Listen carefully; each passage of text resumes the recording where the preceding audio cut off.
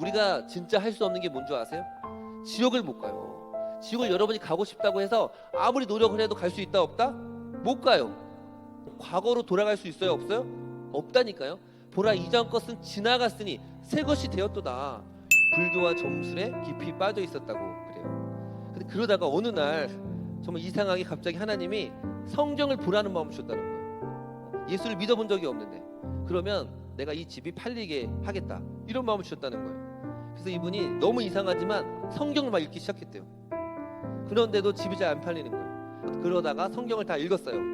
그날 딱 전화가 왔는데 세상에서 가장 놀라운 사건 중에 하나, 감격스러운 사건 중에 하나가 뭔지 아세요? 그건 바로 이제 아기가 태어날 때입니다. 전혀 이제 서로 다른 남자가 사랑의 결합을 통해서 생명이 몸속에 만들어지고 엄마의 뱃속에 10개월간 있다가 때가 되면 이제 아이가 태어나잖아요. 얼마나 신기한지 몰라요. 저도 아내 출산하는 날이 점점 다가오자 첫 아기가 태어나는 날을 보고 싶다 이제 그런 생각을 했습니다. 제가 어떻게 기도했냐면 목회자가 제일 바쁠 때가 언제죠? 주일이잖아요. 하나님 주일에만 태어나지 않게 해주세요. 이렇게 기도를 했어요. 그리고 또 주일에 태어나도 주일날 예배 사회를 보는 시간이 있거든요. 그 시간만 아니게 해주세요. 그렇게 기도를 했거든요. 그리고 주일에 사역을 하는데 전화가 왔는데요. 아이가 나올 것 같다. 아빠가 와서 탯줄을 자르라는 거예요. 근데 제가 이제 예배를 사회를 보는 딱 기도했던 반대로 주일날 태어났고 예배 시간 사회 그 시간에 아이가 태어나니까 오라는 거예요. 예배 사회를 보는데요. 제가 무슨 말을 하는지 하나도 집중을 못했어요. 빨리 가서 아기를 보고 싶다. 그러니까 예배가 끝나기도 전에 갔다 왔어요. 가서 탯줄만 딱 끊고 왔거든요. 근데 그 짧은 시간 안에 아기를 딱 봤는데 얼마나 신기한지 몰라요. 이 생명체가 도대체 뭐지? 부모님들은 이 첫 아기가 태어났을 때 그 감격을 잊지 못할 겁니다. 이런 육적 출생이 너무 신기하지 않습니까? 근데 그런 육적 출생만큼 신기한 게 있어요. 그거는 하늘로부터 다시 태어나는 것. 이게 뭐라 그래요? 거듭남이죠. 거듭남. 아멘. 오늘 말씀 1장 13절 읽었는데요. 이는 혈통으로나 육정으로나 사람의 뜻으로 나지 아니하고 오직 하나님께로부터 난 자들, 하나님께로부터 태어난 자들이라고 말씀하고 있습니다. 무슨 말이냐면 누가 구원받아 하나님의 자녀가 될 수 있습니까? 영접하는 자 곧 그 이름을 믿는 자들에게는 하나님의 자녀 되는 권세를 주신다고 했는데 그 권세는 누구만요? 오직 하나님께로부터 태어난 사람들, 다시 거듭난 사람들만 그게 가능하다는 것입니다. 그래서 예수를 믿는 모든 사람들은 하늘로부터 다시 태어난 거예요. 완전히 새로운 존재가 된 것입니다. 그렇지 않으면 그 누구도 예수를 믿을 수가 없어요. 물과 성령으로 거듭나지 아니하면 하나님의 나라를 볼 수 없느니라 분명히 말씀하고 있습니다. 그리스도 안에서 다시 새로운 피조물로 태어났습니까? 아멘. 그러면요 몇 가지 특성이 있어요. 아이가 태어나자마자 뭐 하죠? 울어요. 웁니다. 응애응애 울어요. 우리도 주님 안에서 태어날 때 어떤 일이 일어나는 줄 아십니까? 정말 갑자기 응애응애 우는 거예요. 하나님 내가 구원받기 위해서 무엇을 해야 됩니까? 내가 죽음이 두렵고 내 죄값이 두렵습니다. 하나님 날 살려주옵소서. 사도행전에 보면 빌립보 감옥에서 간수처럼 내가 구원받으려면 무엇을 해야 됩니까? 라고 하면서 울게 되는 거죠. 두 번째, 아기가 태어나면 참 신기한 게 엄마 젖을 먹습니다. 가르쳐 주지도 않았거든요. 근데 엄마 뱃속에서 계속 이러면서 연습을 해가지고 나오자마자 엄마 젖을 막 먹어요. 너무 신기해요. 여러분 영적으로도 어떻게 보냐면요. 베드로전서 2장 2절 보니까 갓난아기들 같이 순전하고 신령한 젖을 사모하라. 이는 너희로 말미암아 구원에 이르도록 자라게 하람이니라. 성령 안에서 은혜 안에 다시 태어난 사람은요 특징이 있어요. 그거는 하나님의 말씀을 사모하게 돼 있어요. 아멘. 하나님의 말씀이 좋아지게 돼 있는 거예요. 저도 목회자 자녀로서 말씀을 엄청 많이 듣고 설교를 들었는데 하나도 잘 안 들어왔어요. 그런데 어느 날 갑자기 있던 성경책이 읽고 싶어지더라고요. 그리고 막 읽기 시작하는데 너무 재밌는 거예요. 그래서 저 주일학교 선생님이랑 길거리에서 가지 않고 한 2시간 동안 길에서 성경을 얘기한 적이 있어요. 근데 그 일이 갑자기 일어나는 겁니다. 왜요? 성령 안에서 다시 태어났으니까. 그리고요 아기가 이제 태어난 다음에 좀 있으면 어떻게 하는 줄 아세요? 눈을 마주치죠. 눈을. 엄마 아빠랑 눈을 이렇게 마주치고요. 그러면서 엄마 아빠의 소리에 반응합니다. 까꿍 하면요 웃고 그래요. 예수님이 뭐라고 하냐면 내 양은 내 목자의 음성을 듣는다 그랬어요. 어떤 일이 일어나면 성령 안에서 다시 태어난 사람은 하나님의 음성을 듣게 됩니다. 아멘. 그냥 하나님의 음성이 들려요. 하나님과 말씀을 통해서 여러 사람을 통해서 하시는 그 음성을 듣게 되는 겁니다. 또 네 번째 어떤 일이 일어나냐면 부모를 의존합니다. 그리고 아기가 엄마 아빠를 얼마나 좋아합니까? 일단은 엄마를 엄청 좋아해요. 네? 엄청 의존합니다. 의지합니다. 그러면서 부모도 기쁨을 누리고요. 아이도 좋아합니다. 성령 안에서 거듭난 사람은요, 다시 태어난 사람은요, 그렇게 하나님을 의지하게 돼 있어요. 하나님을 의존합니다. 힘들고 어려우면 세상 사람들은 하나님을 안 찾는데 그냥 우리는 하나님을 찾게 되고 교회 와서 기도하게 되고 말씀을 붙들게 되는 것입니다. 또한 다섯 번째, 하나님 안에서 태어난 사람은요, 부모님을 닮아요. 아버지를 닮아요. 신기하게 닮는다니까요. 뭐 이런 걸 닮지 하는데 이런 걸 닮아요. 하나님의 성품이 뭐죠? 용서하고 사랑하는 거 아닙니까? 그래서 우리도 그 용서와 사랑의 마음을 가져요. 허물은 사랑은 뭐죠? 허물은 덮어주고 부족하면 채워주는 거 아닙니까? 그러면서 그 전에 용서하지 못했던 사람들을 용서하고 이해하게 됩니다. 또 여섯 번째, 다시 태어난 사람은요, 과거로 돌아갈 수 없습니다. 아멘. 고린도후서 5장 10절 보니까 그런즉 누구든지 그리스도 안에 있으면 새로운 피조물이라 이전 것은 지나갔으니 보라 새 것이 되었다라고 말씀하고 있습니다. 우리가 그리스도 안에서 성령으로 다시 태어났어요. 그러면 우리가 절대 못하는 게 있어요. 절대 못해요. 하고 싶어도 못하는 게 있으니 그건 뭐예요?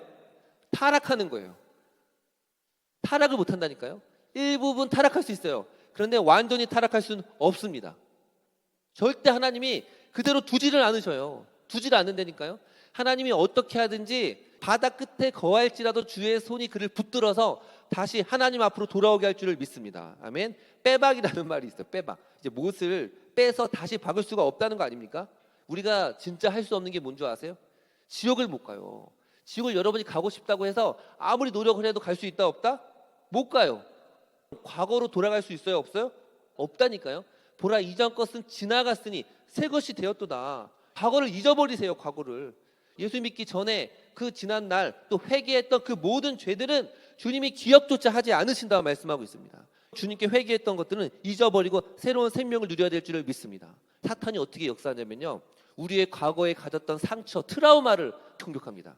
그걸 가지고 하나님을 원망하게 만들고 미워하게 만드는 거예요. 엄마 뱃속에 있을 때 기억이 나요? 하나도 기억 못하죠? 못하는 거예요. 우리가 예수님 믿으면요, 세례받는 게 뭐예요? 물속에 들어갈 때 죽고 나올 때 다시 새로운 존재로 태어나는 거 아닙니까? 그래서 그 전에 내가 지었던 모든 죄 그리스도 안에서 용서받았기 때문에 잊어야 될 줄을 믿습니다. 백만 제자 교회 왔으면 다른 교회에서 받았던 상처 이런 거 기억할 필요 있어요 없어요? 잊어야 돼요. 잊어야 됩니다. 다른 교회 이야기할 필요도 없어요. 우리는 그리스도 안에서 또 백만 제자 교회 안에서 새롭게 태어난 줄 믿습니다. 아멘. 그리고 두 번째는 한번 따라합시다. 우리가 하나님의 자녀된 것은 오직 은혜입니다. 영접하는 자 곧 그 이름을 믿는 자들에게는 하나님의 자녀가 되는 권세를 주신다고 했어요. 어떻게 구원받아요? 어떻게 하나님의 자녀가 됩니까? 믿어야 돼요. 믿어야 돼. 믿음을 강조합니다. 오직 믿음입니다. 내가 마음을 열고 내가 예수 그리스도를 선택해야 됩니다. 그분을 나의 하나님으로 나의 구주 아버지로 받아들여야 되는 거죠. 그런데 여기서 이런 질문이 생깁니다. 똑같이 말씀을 들었거든요.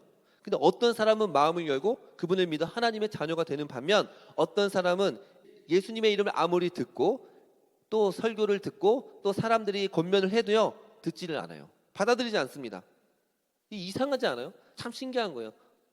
이런 목회자 자녀들도 똑같이 두 명이 있다. 똑같이 부모님 밑에서 설교를 들었는데 한 명은 신실한 하나님 목회자 자녀 되고 한 사람은 완전 교회를 떠나는 경우도 있어요. 물론 끝까지 봐야 되겠지만 놀라운 건 뭐냐면 이거에 대한 여러 가지 해석이 있습니다. 인간의 선택 그거는 믿지 않아서 그렇다. 그런 걸 강조하는 이제 교단들이 있어요. 뭐 감리교나 성결교 이런 교단은요 이에 대한 해답을 인간에게 돌립니다. 그러니까 어떤 사람은 핸드폰 살 때 갤럭시를 선택하고 어떤 사람은 아이폰을 선택하듯이 그냥 그 사람의 결정이라는 거예요. 그 선택이 달려 있다는 거죠. 그런데 우리 개혁주의 장로교는 뭐라고 하냐면 이 모든 원인을 뭐라고 돌립니까? 하나님에게로 돌립니다. 저는 이게 100% 진리라고 확신합니다. 성경을 읽어보면 이게 맞을 수밖에 없어요. 어떤 사람이 예수 믿어 하나님의 자녀된 것은 하나님의 은혜가 그 마음 가운데 작동된 줄 믿습니다. 아멘. 왜 누구는 믿냐 누구는 믿지 않고 있느냐 이렇게 말할 수 있어요. 그 사람에게 믿고 있는 사람에게는 하나님의 은혜가 작동됐다라는 것입니다. 그래서 우리 뭐라고 하냐면 거저 받았으니. 거저 받은 거잖아요. 그걸 뭐라 그래요? 은혜라는 것입니다. 공짜로 주어진 거죠. 인간의 선택을 강조하는 본문들이 있어요. 믿어야 한다, 해야 된다, 해야 된다. 그러나 좀 더 맥락을 살펴보면 항상 하나님의 은혜가 있어야 한다라고 말합니다. 오늘도 말하잖아요. 네가 믿어야 구원받는데, 그다음 오늘 말씀, 혈통이나 육정이나 사람의 뜻으로 나지 아니하고 오직 하나님께로부터 태어난 자들이라. 이게 하나님으로 말미암아 가능하다는 것입니다. 그리스도인은 그냥 태어나는 거예요. 태어나는 겁니다. 우리가 이렇게 자유롭게 예배드리고 잘 먹고 잘 살고 있는 이유가 뭐죠? 대한민국에서 태어났기 때문에 그래요. 남한에서 딱 여기에서 100km 위에 태어났어. 그럼 어떻게 됩니까?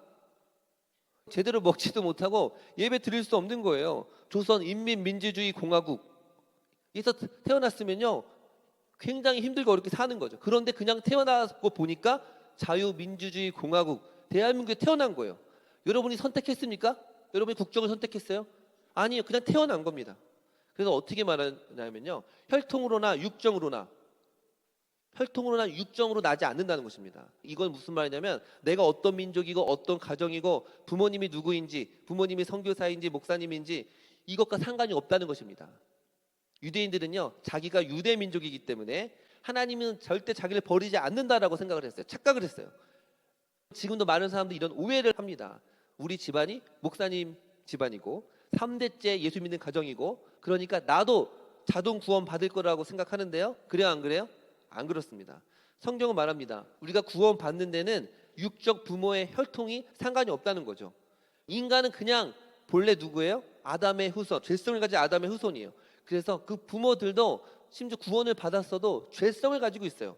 죄를 짓게 됩니다. 백인의 아이가 백인이고 흑인의 아이가 흑인인 것처럼 우리도 부모님이 죄인이었기 때문에 그냥 죄를 짓게 되는 거죠. 그 다음 또 뭐라고 합니까? 사람의 뜻으로 나지 아니하고. 우리가 하나님의 자녀 되는 것은 사람의 뜻으로 되지 않는다는 것입니다. 사람의 노력이나 의지 결단으로 되는 게 아닙니다. 우리 성도님들 중에서 자녀가 예수님을 잘 믿지 않아요. 그래서 어떻게 했냐면 매주 올 때마다 5만 원씩 줬대요. 5만 원씩. 예? 근데 몇 달 나가다가 안 가게 됐다는 거예요. 왠지 아세요? 나중에 알바를 하니까 돈을 더 잘 버는 거예요. 그러니까 안 가게 된다는 거예요. 정말 구원이라고 하는 게 사람의 생각과 계획으로 되는 게 아니구나. 여러분, 어떤 사람이 있었어요. 독실한 부모님을 따라서 어렸을 때부터 교회를 따라갔거든요. 예수님을 믿고 싶었는지 관심도 있었는지 성경을 10독 이상 했대요. 그리고 성경 말씀도 엄청 암송했어요. 목사가 되려고 신학교도 갔거든요. 그런데 결국 예수를 믿지 않게 되었어요. 왜 그런 줄 아세요? 공산주의 사상을 받아들여서. 당시에 다윈의 진화론 공산주의 사상을 받아들이니까요 기독교를 떠났어요. 그리고 이 공산화에 온전히 헌신합니다. 그리고 독재자가 됐어요. 누구죠? 나중에 그리스도인과 신학생과 목회자를 죽인 바로 독재자 스탈린입니다. 제 친구 중에 진짜 친한 친구가 있었어요. 그 친구를 전도하기 위해서 몇백 시간을 투자했거든요. 논증하고 밥 사주고 우리 집에 데려와서 잠도 자고. 근데 안 믿어요. 지금까지 안 믿어요. 제가 전도 축제할 때마다 전화하는데 안 믿어요. 물론 언젠가 저는 믿을 거라고 믿지만 그렇게 안 믿는 거예요. 그런데 어떤 사람은요 똑같이 밥 사주고 예수님 이야기 몇 번 해줬잖아요. 그러니까 인생이 뒤집어져서 주를 위해 막 헌신합니다. 제가 지난주에 나눔하는 동안에 제가 애들 보잖아요. 요즘 육아를 하고 있습니다. 근데 갔더니 막 그 아이들끼리 좀 싸웠더라고요. 싸웠어요. 막 치고받고. 그래서 제가 이제 불러가지고 예. 그러고 얘기하지 않고 너 예수님 믿냐? 그러면서 너는 네가 죄인인 것을 믿냐? 정말 천국과 지옥이 있다는 것을 믿냐? 그러니까요 이 아이는요 믿더라고요. 내가 죄인인 것을 믿고 하나님 믿고 싶다고 얘기하는 거예요. 이게 참 신기해요. 약간 말씀을 제일 많이 풀이고 이 사람은 절대 예수를 안 믿을 것 같은데 갑자기 예수를 믿고요. 아, 이 사람은 굉장히 착하고 온유해. 이런 사람들이 예수 끝까지 안 믿는 사람들이 굉장히 많습니다. 그래서 우리가 판단할 수가 없어요. 아, 저 사람은 예수 안 믿을 사람? 믿을 사람? 이게 아니에요. 그리고 요한 사도가 말한 게 뭐냐면 우리가 하나님의 자녀가 되려면 믿어야 되는데 그 믿음 이전에 거듭나야 된다는 거예요. 다시 태어난다는 것입니다. 여러분, 그래서 우리가 믿고 있는 건 우리가 뭐 했기 때문이다? 다시 태어났기 때문에 믿고 있는 거예요. 그래서 오늘 말씀 보면 하나님의 자녀 된다는 것은 바로 완전히 새로워서 하나님의 자녀로 친자가 되는 것을 의미합니다. 무슨 말이냐면 여러분, 우리가 하나님의 자녀가 되려면 내가 하나님을 선택하기 이전에 하나님이 우리를 선택한 거예요. 아멘. 내가 하나님을 믿기 전에 하나님이 우리를 믿어주신 것입니다. 요한일서 4장 10절 말씀 보니까 사랑은 여기 있으니 우리가 하나님을 사랑한 것이 아니요 하나님이 우리를 사랑하사 우리 죄를 속하기 위하여 화목제물로 그 아들을 보내셨음이라 말합니다. 우리가 하나님을 사랑하기 이전에 하나님이 우리를 사랑하신 거죠. 오늘 말씀 보면 혈통으로나 육정으로나 사람의 뜻으로 나지 아니하고 오직이라는 말을 사용했어요. 오직이라는 게 그러나거든요. 그러나 아주 강한 그러나예요. 그러니까 무슨 말이냐면 주 예수를 믿어 하나님의 자녀 되는 축복은 오직 사람의 뜻으로 사람의 의지와 결단 계획으로 되는 게 아니라 오직 하나님으로부터 태어나야지만 하나님의 주권 가운데 그 일이 된다는 것입니다. 여러분 구원은 내게 속한 게 아니라 하나님께 속한 것입니다. 이걸 뭐라 그래요? 은혜라고 하는 거예요. 은혜가 뭐예요? 값없이 주어지는 호의나 선물을 의미합니다. 하나님의 전적인 은혜 안에 다시 태어났기 때문에 우리는 새로운 피조물이 되었어요. 그래서 그냥 하나님을 아버지라고 부르게 되는 것입니다. 에베소 2장 8절 보면 너희가 그 은혜를 인하여 믿음으로 말미암아 구원을 받았나니 이것이 너에게서 나는 것이 아니요 하나님의 선물이라. 행위에서 난 것이 아니니 이는 누구든지 자랑하지 못하게 하려 함이니라. 아멘. 하나님의 선물이라는 거. 선물. 어느 날 딱 띵동하고 와봤더니 택배가 왔어요. 뭐예요? 구원. 그냥 그렇게 갑자기 구원을 선물로 받은 것입니다. 디모데후서 1장 9절 보면 하나님이 우리를 구원하사 거룩한 소명으로 부르심은 우리의 행위대로 하심이 아니요 오직 자기 뜻과 영원전부터 그리스도 예수 안에서 우리에게 주신 은혜대로 한다라고 말씀하고 있어요. 행위가 아니라니까요. 여러분이 잘해서 한 게 아니라 영원 전에 여러분을 사랑하기로 결정하시고 선택하셨기 때문에 구원받은 줄을 믿습니다. 행위는 구원받는데 아무 상관이 없어요. 아멘. 구원받는데 아무 상관이 없다니까요. 구원 이후에 행위가 달라지게 돼 있어요. 우리의 구원은요, 성경에 뭐라고 하는 줄 아세요? 저와 여러분들이 태어나기도 전부터 하나님이 구원하기로 작정하셨다는 것입니다. 로마서 8장 30절 보면 또 미리 정하신 그들을 부르시고 부르신 그들을 의롭다 하시고 의롭다 하신 이를 영화롭게 하셨느냐 이렇게 말합니다. 에베소 1장 말씀 보면 찬송하리로다 하나님 우리 주 예수 그리스도의 아버지께서 하늘에 속한 모든 신령한 복을 주시되 창세 전에 그리스도 안에서 우리를 택하사 우리로 사랑하는 그 앞에 거룩하고 흠이 없게 하시려고 깊으신 뜻대로 우리를 예정하사 예수 그리스도로 말미암아 자기 아들들이 되게 하셨나니 이렇게 얘기하고 있어요. 보시면 하나님의 뜻 가운데 창세 전에 우리를 예정하셨다라고 말하고 있습니다. 아멘. 그래서 하나님의 예정하심이 때가 되니까 작동이 된 거예요. 갈라디아서 4장 8절도 보니까 너희가 아들임으로 하나님이 그 아들의 영을 우리 마음 가운데 보내사 아빠 아버지라 부르게 하셨느니라. 때가 되니까요 갑자기 예수 믿고 싶은 마음을 주셔서 갑자기 하나님을 아버지라 부르게 할 수 있는 거죠. 이런 사건이 있잖아요. 예수님이 십자가에 못 박힐 때 두 강도가 있었어요. 그런데 똑같이 십자가에 못 박혀 죽어가고 있는데 한 명은 네가 그리스도면 그 기적을 행하면서 자신을 구원하라, 나도 구원해줘라 그렇게 비방했는데 또 다른 강도는 뭐라 그래요? 주님 나를 긍휼히 여겨주옵소서. 오늘 내가 주님과 함께 천국에 있게 해달라고 하니까 바로 그때 구원받지 않습니까? 네가 오늘 나와 함께 낙원에 있으리라 이렇게 말합니다. 이 두 사람 중에 뭐가 잘난 거 있어요? 아니에요. 그냥 하나님의 선택을 받은 것입니다. 여러분 잘 보십시오. 우리가 어떻게 구원받냐면 내가 죄인됨을 깊이 깨닫습니다. 예수님이 나를 위해 십자가에 죽으신 것과 부활하신 것이 믿어집니다. 감동이 됩니다. 그래서 선물로 주어지는 것입니다. 아기가 태어나면 갑자기 어떻게 돼요? 아까 얘기했듯이 엄마 젖을 물고 눈을 마주치고 허리를 세우고 나중에 기어다니고 뛰어다니는 것처럼 성령님이 우리 안에서 그렇게 역사하시기 때문에 예수 믿는 줄 믿습니다. 아멘. 이런 반론을 할 수가 있어요. 이렇게 설교하면 목사님 그러면 내가 아무리 믿고 싶은데 하나님의 선택을 받지 못하면 믿을 수 없나요? 이런 질문을 할 수 있습니다. 근데 여러분 잘 보십시오. 근데 이 질문이 좀 잘못됐어요. 무슨 말이냐면 내가 아무리 믿고 싶어도 근데 믿고 싶은 마음이 안 듭니다. 믿고 싶은 그 소망을 누가 주시는 거예요? 성령 하나님이 주십니다. 정말 믿고 싶은 마음이 있으면 믿게 돼 있어요. 왜냐하면 그 소망을 하나님이 주시기 때문에 그렇습니다.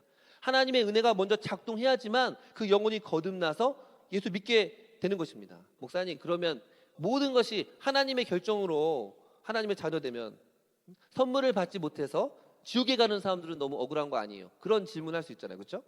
사실 이 문제가 쉬운 문제는 아니거든요. 항상 기독교 역사 속에서 이렇게 인간의 선택보다 하나님의 선택을 강조하면 이런 질문을 제기하는 사람들이 있었습니다. 어떻게 하냐면 그래서 종교가 좀 물을 타요. 그래서 이 하나님보다 인간에게 강조점을 둡니다. 그거는 인간의 책임이야.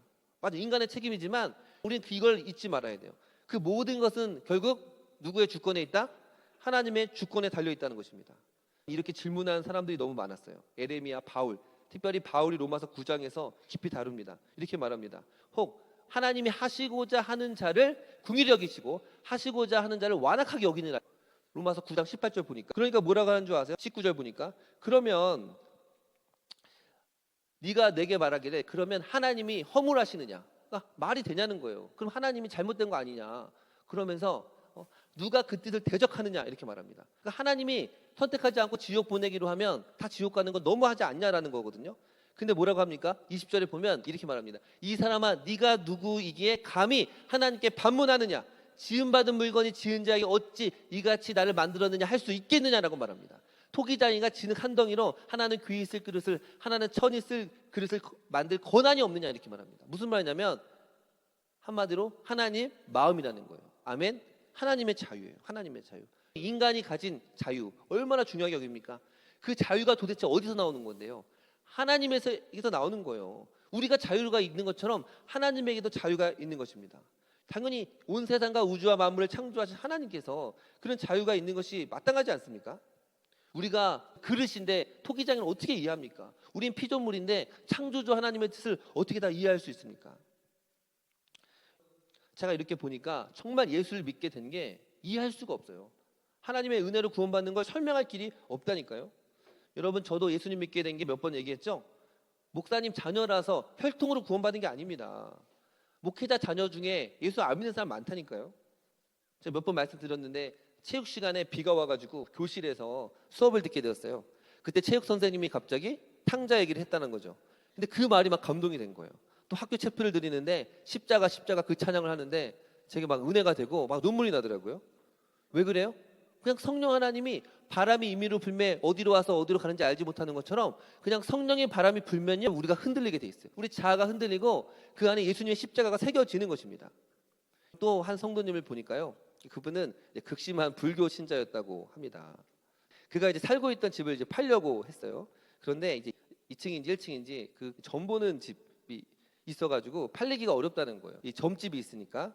그래서 이분이 이제 팔리기 위해서 이제 부산까지 가서 점도 보시고 막 했다는 거예요. 이분이 불교와 점술에 깊이 빠져 있었다고 그래요. 근데 그러다가 어느 날 정말 이상하게 갑자기 하나님이 성경을 보라는 마음을 주셨다는 거예요. 예수를 믿어본 적이 없는데 그러면 내가 이 집이 팔리게 하겠다 이런 마음을 주셨다는 거예요. 그래서 이분이 너무 이상하지만 성경을 막 읽기 시작했대요. 그런데도 집이 잘 안 팔리는 거예요. 그러다가 성경을 다 읽었어요. 그런데 그날 딱 전화가 왔는데 집을 산다는 사람이 온 거예요. 언제예요? 성경을 다 읽은 날. 그래서 그분이 그날 이후로 불교와 무당을 버리고 예수 그리스도를 믿게 되었다. 저희 교회 나와서 열심히 신앙생활하고 계십니다. 누가 전도한 것도 아니고요. 하나님께서 찾아오셔서 그렇게 하셨다는 거예요. 또 우리 한 분은요. 도저히 예수님을 믿기 어려운 가정이셨어요. 어머니가 이제 무당이셨는데 학교를 갔는데 미션 스쿨이었다는 거 아닙니까? 미션 스쿨에서 예배를 드리고 성경 수업도 들어요. 근데 그러면서 조금씩 예수님에 대한 마음이 달라진 거죠. 예수님을 접촉하면서 예수님을 믿어야겠다. 그래서 어머님이 그렇게 교회를 가지 말라고 핍박과 받기를 했는데도 불구하고 끝까지 예수님을 믿어 교회를 나가게 됐다는 것입니다. 놀랍지 않습니까? 한 분 한 분이 구원받는 그 과정은요 절대 혈통이나 육정으로나 사람의 뜻과 계획으로 되는 게 아니고요 하나님의 선택, 하나님의 주권적인 작용이 있었기 때문인 줄 믿습니다. 아멘. 생각해 보세요. 여러분 왜 이 자리에 있고 왜 예수 믿게 되었을까요? 여러분이 선택했다고요? 아니라니까요. 여러분이 선택한 게 아니라 하나님의 선택하심이 작동한 거예요. 왜 하필 그때 그분의 전도를 받게 되었을까요? 왜 하필 여러분이 그분을 따라 교회까지 왔을까요? 그리고 왜 하필 목사님의 설교를 듣고 마음의 변화가 일어났을까요? 왜 하필 그때 성경 공부에 참여했을까요? 그 마음을 주신 것은 누구예요? 하나님인 줄 믿습니다. 너희가 아들임으로 하나님이 그 아들의 영을 너희 마음 가운데 주사 아빠 아버지라 부르짖게 하셨느니라. 아멘. 성령을 보내신 거예요. 그래서 우리는 오직 하나님의 은혜다 이거밖에 말할 게 없어요. 그럼 또 이런 질문을 하는 분이 있거든요. 목사님 그러면 우리는 전도하지 않아도 되겠네요. 하나님이 다 알아서 하시니까. 이거 잘못 적용하는 것입니다. 그렇지 않습니다. 하나님의 선택과 주권을 분명히 강조하고 있거든요. 근데 또 동시에 뭐라고 말해요? 우리는 끊임없이 복음을 전파하라라고 말합니다. 때를 얻든지 못 얻든지 너는 예수 그리스도를 증거하라고 말합니다. 너는 가서 증인이 되라고 말합니다. 그러니까 내가 예수님을 증거할 때 이 사람은 예정돼 있다, 예정돼 있지 않다. 이걸 내가 알 수 있어요, 없어요? 알 수가 없어요. 그냥 우리는 하나님 말씀에 순종하여 전하는 것입니다. 그러면요 그 사람들이 구원받게 되는 것입니다. 또 하나는 혈통으로나 육정으로나 사람의 뜻으로 나지 아니하고 오직 하나님으로 말미암아 난 자들이라. 이건 무슨 말입니까? 오직 은혜이기 때문에 우리가 자랑할 수 있어요, 없어요? 없습니다. 자랑할 수가 없어요. 기독교에서 구원 자체를 하나님의 전적인 은혜를 강조하는 이유가 있어요. 하나님이 제일 싫어하는 게 뭐기 때문에? 자랑하는 거기 때문에. 너희가 은혜로 인하여 믿음으로 말미암아 구원을 받았노니 이것이 너희에게서 난 것이 아니요 하나님의 선물이라. 행위에서 난 것이 아니니 이는 누구든지 아무도 자랑치 못하게 하람이니라. 내가 예수님 잘 믿고 신앙생활 한 거 이거 자랑할 수가 없다니까요. 왜냐하면 그냥 하나님의 전적인 선물이기 때문에 그렇습니다. 이거를 잊어버리잖아요. 그렇게 해서 하나님의 은혜를 강조하지 않으면 어떻게 되는 줄 아세요? 반드시 교회는 바리새인처럼 돼요. 곳곳에 막 바리새인들이 다 포진돼 있어요. 나는 이렇게 하는데 너는 왜 안 하냐? 나는 뭐 하는데 너는 왜 이렇게 안 하냐? 그러면 자기 의가 가득해요. 마치 자기가 잘나서 예수 믿은 것처럼 착각하게 되고요. 그러면서 교회 안에 은혜가 사라지게 되는 것입니다. 우리가 잘나서 예수 믿은 거 아니라니까요. 그냥 하나님이 저와 여러분을 선택했기 때문인 줄 믿습니다. 아멘. 엄마가 자녀를 위해서 정성껏 맛있는 식사를 막 차려요. 그럼 자녀는 와서 수저를 떠먹어요. 그러면서 이렇게 자랑한다고 생각해 보세요. 와, 나는 진짜 입을 잘 벌려서 먹지 않아? 나 수저질 진짜 잘해. 그럼 말이 돼요, 안 돼요? 안 된다니까요. 하나님이 저와 여러분이 구원 받을 수 있도록 다 밥상을 차려놓은 거예요. 우리는 뭐 한 거예요? 그냥 와서 떠먹은 거예요. 사실 떠먹은 것도 아니고 하나님이 떠먹을 수 있도록 해주신 줄을 믿습니다. 그래서요 절대 우리가 자랑하면 안 돼요. 나눔할 때 여기 보이시죠? 사랑은 뭐예요? 허물은 덮어주고 부족하면 채워주고 안 맞으면 돌아보고 누구만 자랑하고 예수님만 자랑해야 될 줄을 믿습니다. 아멘.